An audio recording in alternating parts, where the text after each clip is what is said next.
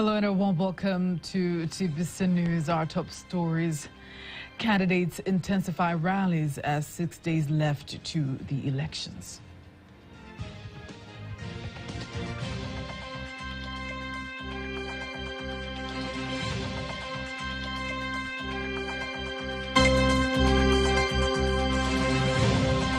TISEZA aims higher, eyes top spot in growth.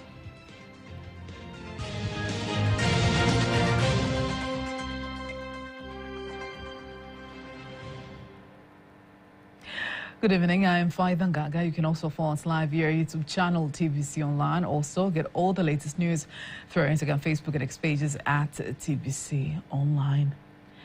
The Chama cha Mapinduzi CCM vows to focus on transforming the lives and the dignity of Tanzanians, including laying the foundations for the access of human rights, happiness, eliminating land disputes, and ensuring credible politics. Speaking in Dar es Salaam as her party continues with campaign rallies in the city, the CCM presidential candidate, Samia Suluhu Hassan, insists the implementation of these key areas is imperative in showing respect to the dignity of Tanzanians. Now, rights are being protected. In the past, widows used to be deprived of land titles or houses, but things have improved. Previously, court cases used to take a long time. In this manifesto, we want to focus strongly on justice, promote fairness and human dignity, and continue to build the dignity of Tanzanians. The CCM presidential candidate Samia Suluhu Hassan has concluded her 3 days in Dar es Salaam campaigning in various areas including Kinondoni, Tabata Nyerere and Temeke. Zanzibar presidential candidate for Chama cha Mapinduzi CCM Dr. Hussein Ali Mwinyi has highlighted 10 priorities that will guide Zanzibar's journey to an economic giant in the next 5 years, vowing to put them into action upon his re-election. Dr. Hussein Mwinyi made the pledge while closing his campaign rallies in North Pemba region. Dr. Mwinyi insists the priorities will focus on promoting an inclusive economy and improving the lives of all citizens in the islands, together with strengthening the foundations of peace, prosperity, and sustainable development. First, regarding airports, as you all know, we have already signed the contract, and construction at the airport site has begun. Within 18 months, we will have a new modern airport. We will also have 3 main ports, Mkoani, Wete, and Shumba. We plan to increase employment opportunities, especially in the education, health, and security sectors. Presidential candidate for Ada Tadea, George Gabriel Busungu, says upon election, he will revive the Musoma port and establish modern boats to transport passengers and cargo to Kenya and Uganda through Lake Victoria. Busungu asserts that in modern economy, water transport should be one of the top priorities, insisting if used well, it will boost the national economy. He adds that the Musoma port does not receive the national attention it deserves, and his party is committed to ensuring that Lake Victoria becomes the center of the human lives transformation. There used to be a ship that traveled from Musoma to Mwanza, and our port was in good condition. We want to have cargo ship that will transport goods from Mwanza, Bukoba, or Kisumu to Musoma. We also want to introduce high-speed boats operating between Musoma, Mwanza, Kisumu, Bukoba, and the other areas. The Tanzania Investment and Special Economic Zones Authority, TISEZA, has announced an ambitious plan to position Tanzania as a leading economy driven by investments in East and Central Africa by the year 2030. Here more. He made the remarks in Dar es Salaam during a meeting with media editors, which aimed to familiarize the media with the new Investment Act, highlighting recent investment achievements and officially to introduce TISEZA's ongoing initiatives. Terry adds that the investment remains a key pillar of economic development, promoting technology transfer, wealth creation, job opportunities, government revenue generation, foreign exchange earnings, and a reduction in dependency on imported goods. We have set a goal for Tanzania to remain the #1 country for investment in East Africa and for exports by year 2030. This target has been included in our strategic plan to ensure we achieve it. He says TISEZA continues to encourage Tanzanians to engage in production for export to help accelerate national economic growth. Any Tanzanian with a dream to start a business that exports products beyond local markets should come to our investment authority, where they will receive all necessary information and free assistance.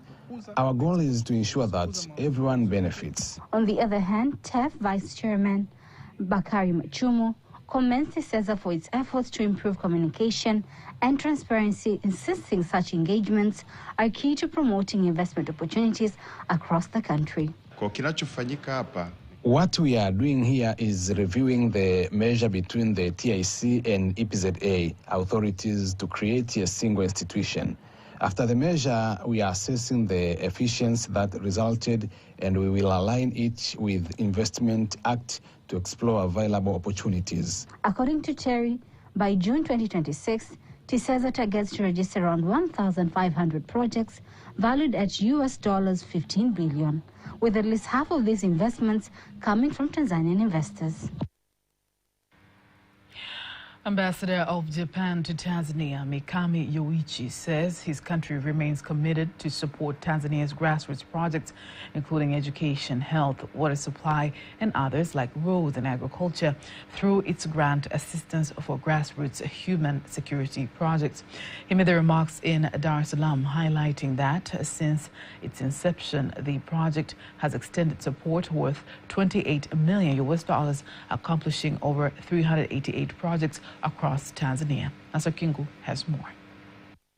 It is an event which marks one of the grant assistance for grassroots human security projects. And here today, $109,203 of financial assistance is extended to Ogadida Primary School. Ambassador Mikami explains why he thinks the project has been of great value. This is, especially focusing on the local communities, and although the amount, each amount is not that huge, but still big, and the impact is great. We highly appreciate the cooperation with the local government and our staff, of course. I further asked him on the selection criteria. Actually, there are many sort of applicants and applications. And in our office, we can say that our economic cooperation office is the biggest among all these departments in my embassy. And actually, they screen everything carefully. What the representatives of the beneficiaries say. When you look at the projects that have been supported under the GGHSP, they touch the grassroots, and they touch the health sector, the education sector, among others. And the biggest impact is because they actually touch the lives of the people who need those projects. Japan embassies, they have their program. They will advertise that we have a grant and they want to apply. So I ask other districts to apply for that grant. If they can comply with the criteria which have been put there, they'll receive the grant. Furthermore, Ambassador Mikami says the year 2025 has been a good year for Tanzania-Japan ties. Lucky ambassador who arrived here in January. Since then, we had, let's say, among many, we had two big projects held in Japan. One was, Osaka Expo. And with my pleasure, and actually Mr. Majaliwa, Prime Minister, visited Japan. I was lucky to, be with him in his visit. Another one was TICAD, Tokyo Conference for International Cooperation on Africa. We call it TICAD 9, which was held in August in Yokohama, where actually your Foreign Minister, Hombo, visited. And these great sort of visit strengthens the relations between your beautiful country of Tanzania and Japan. Grant assistance for grassroots human security projects, small scale, but with high impact, where it's much needed, proving a game changer to many. Reporting from Dar es Salaam, Nasa Kingu, TVC News. In other news, in contemporary South Africa, the enduring legacy of Julius Nyerere's principles of liberation and Pan-Africanism continues to resurface amid the persistent post-apartheid contradictions of inequality, racialized wealth disparities, and corruption. Esther Dels reports. Recently, the Democratic Alliance, DA, South Africa's second largest party, proposed the Economic Inclusion for All bill, which would repeal race-based preferential procurement. They argue that race-based laws may be entrenching divisions or benefiting elites rather than the majority uplift. And let's reflect on how Julius Nyerere believed that freedom is more than the legal removal of discrimination, but a requirement for structural transformation, unity, non-racialism, and collective uplift, a belief that resonates with the current situation in South Africa. We want to establish non-racial societies. The whites in Southern Africa have laid down the conditions under which they will live in Africa. And their condition is that they must dominate. And I'm saying on that condition, really, they have no future in Africa. This is a condition which inevitably puts them in confrontation with the majority of the people of Africa. But if they accept to live in Africa on the basis of equality, they ask for nothing that a human being anywhere does not ask. Then there is no reason why they shouldn't live in Africa just like anybody else. Central to his vision was the belief that African nations were bound together, that our freedom and theirs were interdependent. Under his leadership, Tanzania took bold steps in support of liberation struggles across Southern Africa, including South Africa. In Mwalimu's perspective is that essentially anti-colonial struggle across the global South, across the developing world, has been a struggle for human dignity. And at the heart of that you have human equality, racial inclusion, social inclusion, addressing social injustices, historical injustices. And that is actually what happened when Mwalimu decided to commit the country's blood and treasure in liberating the frontline states. We still have remnants of some of the, and I think this is well documented in the National Museum, the National Archive, but also we have places where they have been, where they had their camps here in Tanzania, like in Mazimbo. And I think in one of the universities here, Suwa Morogoro, you have a specific dormitory. I think if it's not dormitory forever, but you have a specific site dedicated for one of the leading South African nationalists, Solomon Mahlangu, I think, who was assassinated by the National Party government, the apartheid regime in South Africa.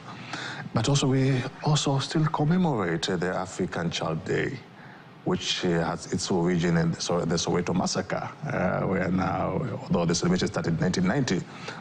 Mwalimu Julius Nyerere of Tanzania believed that the ultimate goal of liberation was human equality and unity, not the dominance of one group over another. Esther Dels, TVC News.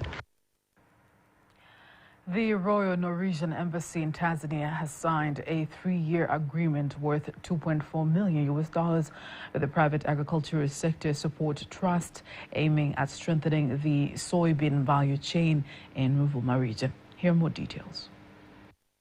Speaking during the signing ceremony held in Dar es Salaam, past Trust Executive Director Yohane Kaduma said the funds will be used to empower soybean farmers with improved agricultural practices, access to quality seeds, and reliable markets for their produce. Past Trust aims to leverage its credit guarantee instrument not just as a financial backstop, but as a catalytic mechanism for de-risking entire value chains. The Soybean Compact integrates financing, technology, market access, and policy alignment within this very same ecosystem. It will ensure that farmers, processors, and aggregators are connected through structured contract farming, renovated aggregation centers, and predictable offtake buyer agreements. The head of cooperation at the Norwegian Embassy, Jetil Sichi, says the project is expected to benefit more than 12,000 soybean farmers across Ruvuma. The project with the pass is going to help more than 12,000 smallhold farmers, connecting them to the market, making them a part of the value chain.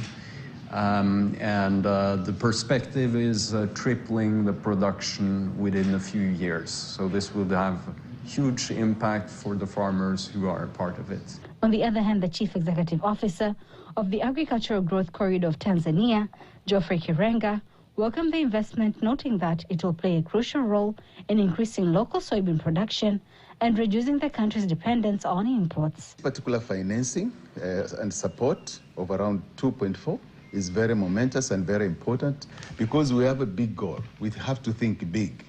Right now, we have reached an investment of around $30 million today in this particular value chain. And we are aiming to go to more than that. This needs to increase almost like tenfolds in the few years to come, 5 years from now. And this is why today is very, very important, and support is key in making this value chain a success. This is an opportunity to us to partner with these partners so as to be able to transform the lives of farmers. Currently, Ruvuma region produces about 4,600 tons of soybeans annually. With the support of the new initiative, the region aims to raise production to 30,000 tons per year, marking a significant step towards agricultural transformation and food security in Tanzania. And in today's segment of Beyond the Ballot, we explore the profile of Amir Hassan Amir, a politician from the islands of Zanzibar who is seeking the presidency under the Makini party.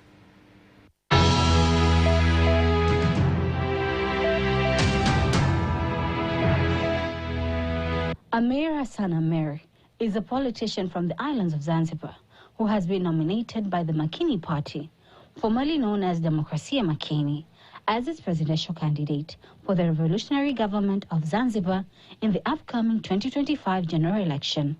Amir Hassan Amir was born 44 years ago in Zanzibar town. In a family of 24 children, he holds a diploma in business studies, which he pursued in Dodoma. Amir has worked in the education sector and has successfully established a primary school through his foundation, providing young people and children with access to education. One of his major campaign pledges is to provide a monthly subsidy of 500,000 Tanzanian shillings to every Zanzibari citizen, if he will be elected to be the president of Zanzibar. This is Amir Hassan Amir, the presidential candidate for Zanzibar under the Makini party.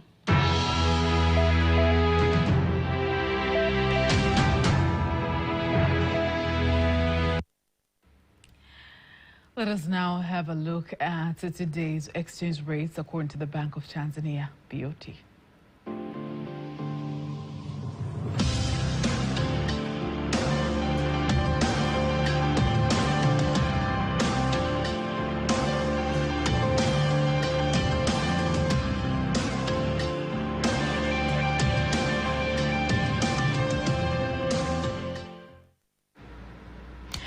Don't miss TBC News every weekday to know all the latest in exchange rates. Sports news up next.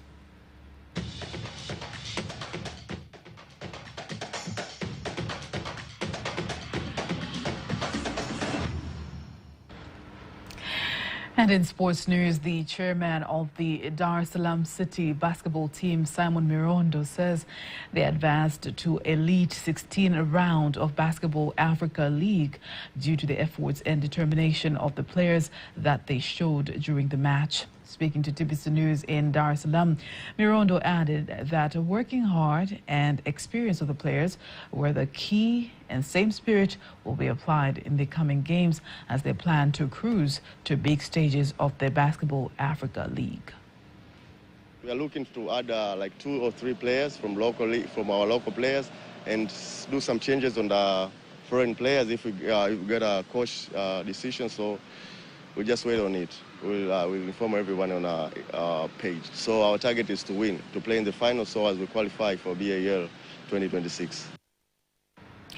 The Elite 16 round of Basketball Africa League will take place in the mid-November, while the host of the games will be communicated soon. That was sports news, and now before we wind up the news bulletin for tonight, let's take a look at the weather forecast for the next 24 hours. Hello, dear viewer. Welcome again to the next 24 hours forecast, starting tonight at 9 p.m. From Tanzania Meteorological Authority, my name is Ramadan Omari. Starting with tonight weather forecast, we're expecting partly cloudy condition, thunder showers over a few areas, especially over Mara region. While in Arusha and the Kilimanjaro regions, we're expected to feature partly cloudy condition, light rain showers over a few areas. In the remaining regions, we're expected to feature partly cloudy conditions.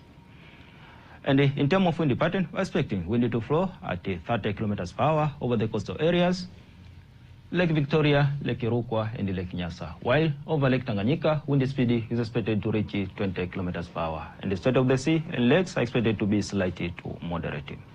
And tomorrow, areas along Lake Victoria Basin, together with Kigoma and the Tabora regions, are expected to feature partly cloudy condition, thunder showers over a few areas, and sun period. Over the northeastern highland, we're expecting to feature partly cloudy condition, rain showers over a few areas, and sun period. While in Tanga, together with Unguja and Pemba Isles, we're expected to feature partly cloudy condition, light rain showers over a few areas, and sun periods. In the remaining regions, we're expected to feature partly cloudy condition and sun periods. And in terms of temperatures, we're expecting warm to hot temperatures to persist over some areas of our country. And the highest maximum temperature is expected to be 35 degrees Celsius in Katavi region.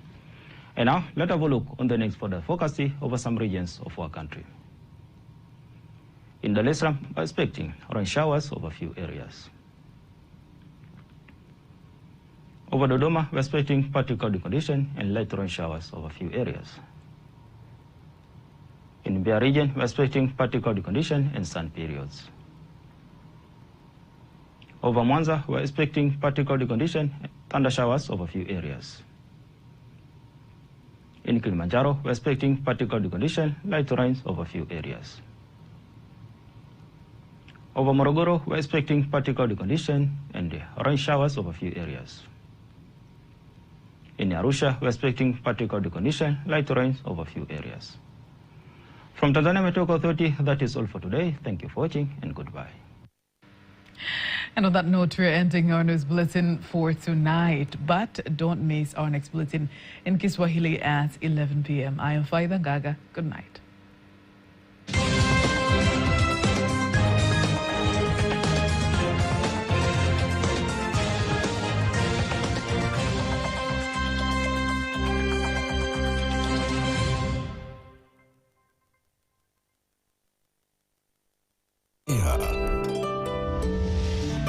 TBC1, ukweli na uhakika.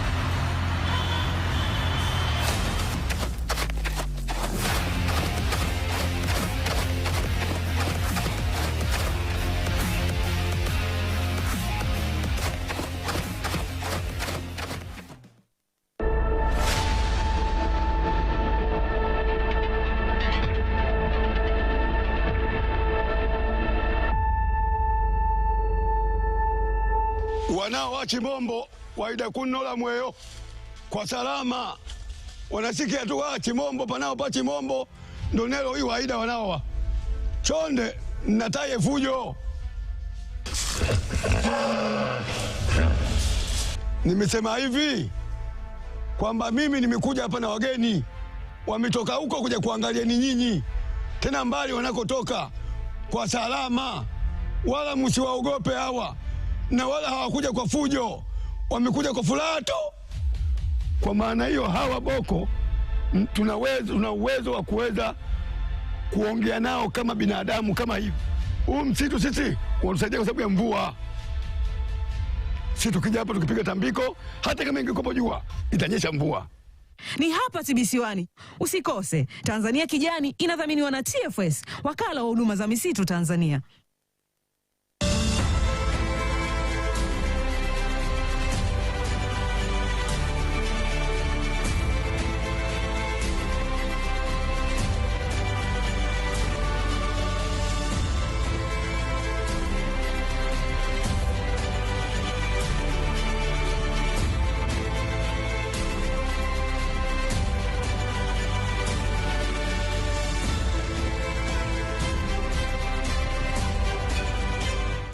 Jina naitwa Loveness Damasi, ni katibu wa soko la NMC Samunge. Niko hapa kuwakilisha wafanyabiashara wote wa soko la Samunge. Madhara ya rushwa ni makubwa sana, kwa sababu unaweza ukapewa rushwa ukaenda kuchagua mtu ambaye sio sahihi. Kwa hiyo rushwa, sikubaliani na rushwa, kwa sababu ukishapewa chochote utaenda kutiki sehemu ambayo sio sahihi. Kwa hiyo ni watu kuwa tu makini na kuangalia kiongozi wao anayefaa, ambaye atawaletea maendeleo ndani ya miaka 5. Kwa hiyo ni rahisi sana wewe kuchagua mtu ambaye unajua anaweza kukuletea maendeleo ndani ya miaka 5. Ukipewa rushwa unafanya kitu ambacho sio sahihi. Yaani badala ya kunyoosha unapinda. Kwa hiyo madhara ya rushwa ni kupinda badala ya kunyoosha. Na wakumbusha wafanyabiashara wa soko la Samunge, hiyo siku watoke kwa kiongozi ambaye wanajua kabisa watawaletea maendeleo, na watamchagua mtu ambaye wanajua kabisa ndani ya miaka 5 atafanya kile kilicho sahihi ambacho kitatusaidia sote kwa ndani ya miaka 5.